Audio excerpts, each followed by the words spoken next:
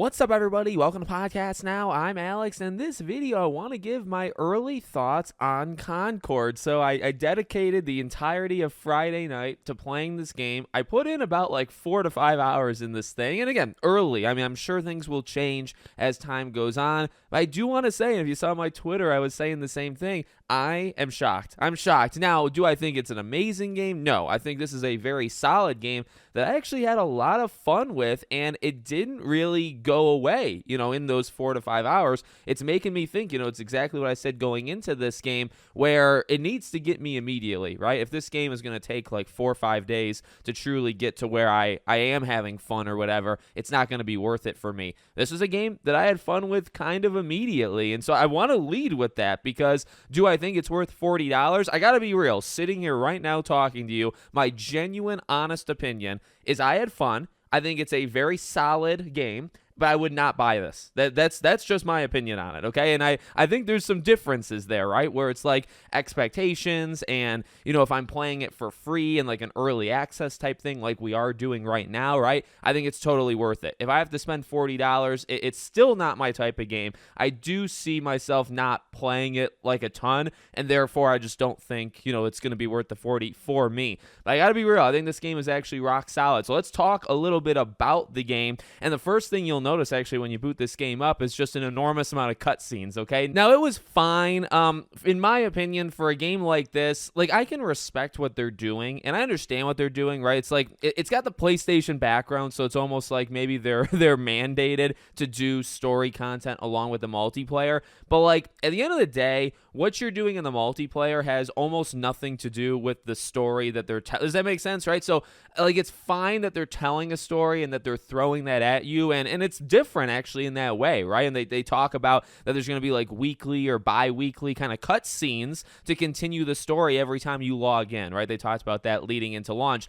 That's cool. That's different. But at the same time, I can only think it's so cool because at the end of the day, you're going in and you're playing multiplayer, PvP kind of matches, and it doesn't have anything to do with the cutscenes and it just doesn't matter, right? The story that they're telling is kind of so separate. It's like you're doing two completely different things, and I don't think it works well, with each other. So I think it's fine, and it's an interesting almost change of pace, and that's the first thing, you see when you open up is actually quite a long section. I think it's like 2 different long cutscenes put together. Then you get into the game, and I only played the first mode. Now, I think there's 2 modes unlocked right now. I think next week there's a 3rd mode unlocked, but the second mode is the no respawns, and I mean, like, I'm actually much better than I thought I would be. I led my team multiple times, on Friday night. Now, all beginners, so maybe like as things settle, I'll be in like the middle of the pack instead of like leading my team. But I'm not a gamer in this type of game that will do the no respawn thing. I will be eliminated within the first 20 seconds, and I'll just be sitting there. So I only did the first match, which is basically just a team deathmatch type thing.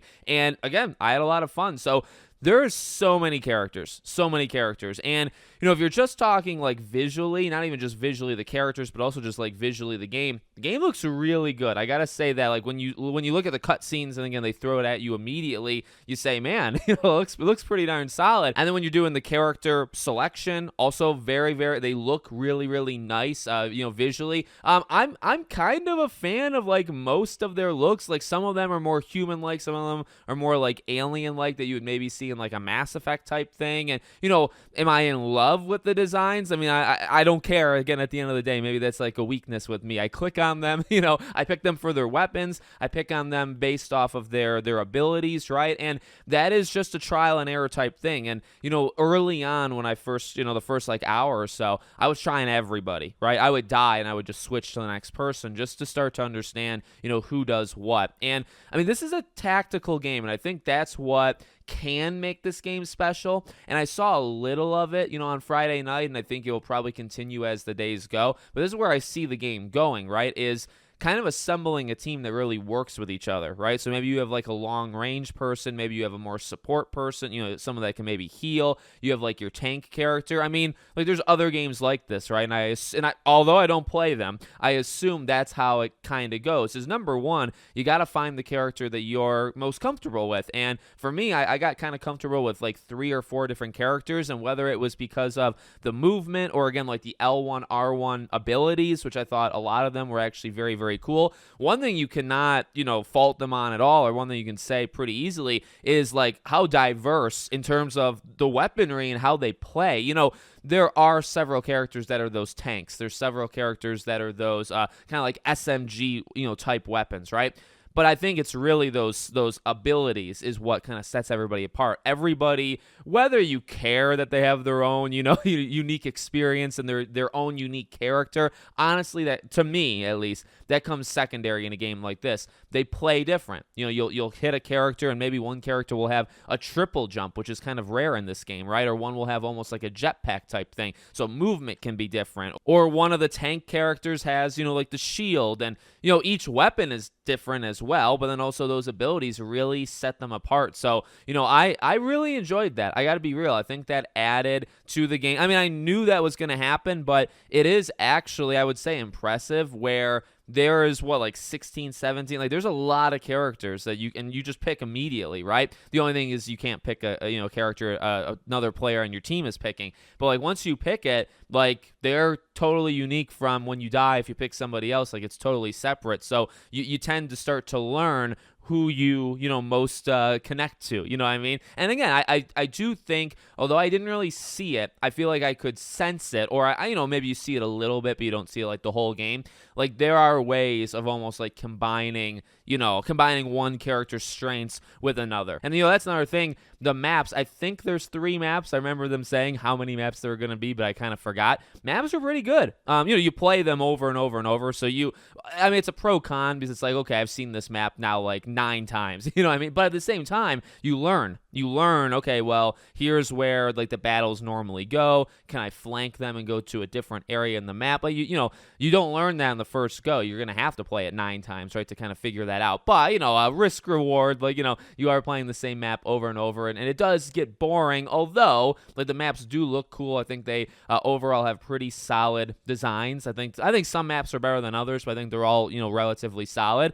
So, yeah, I mean, honestly, I had fun. And I think like that's it. The word fun is what I was looking for. And for a game like this, let me have fun. Let me be able to, run around and choose these different characters and, see which ones are up my alley. I played as most of them. And, some of them, honestly, I would play 1 or 2 times until I died. And I would just stop. And I would say, you know what, this character is like truly not for me. And I genuinely felt as the hours went, I started to settle. And I was like, okay, these 3, these 4, maybe even these 5, these are the ones for me. And you know what? And that's just for me, because I think you need, again, like that range of characters to win a match. So I'll continue to check it out. It's got a couple more days of being active right now, and then even next week it's got a chance. But, I will say, like, genuinely, honestly, I think if this was a free-to-play type thing, I think I would play it. I mean, you would absolutely get my download, and it would be on the console, and then I would kind of just pick it up and put it down, pick it up like 2 weeks later.